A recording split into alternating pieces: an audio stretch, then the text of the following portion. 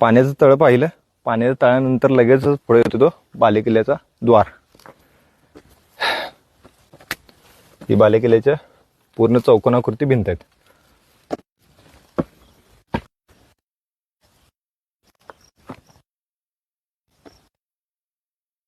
मंदिर एक आहे महादेवाचं मंदिर आणि एक मल्हाराचं मंदिर.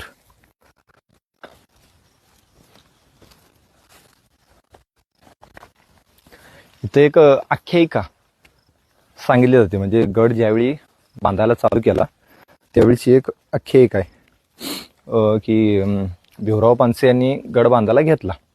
म्हणजे त्यांच्या गावातच ही टेकडी आहे आणि टेकडीवरती त्यांनी ठरवलं की आपण एखादे टेकडीला शेला पागोडा करूया आणि गड निर्माण करू 1760 मध्ये. आणि काम चालू झालं.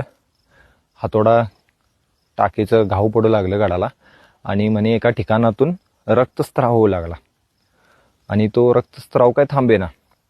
मग कामगारांनी पानसे यांना बोलवलं.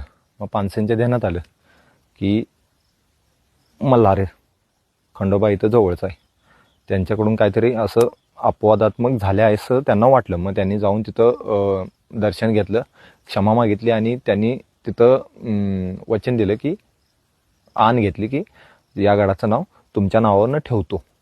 त्यानंतर मग तो रक्तस्राव थांबला आणि पुढं काम चालू झालं म्हणून मल्हारगड हे नाव पडलं अशी आख्यायिका आहे.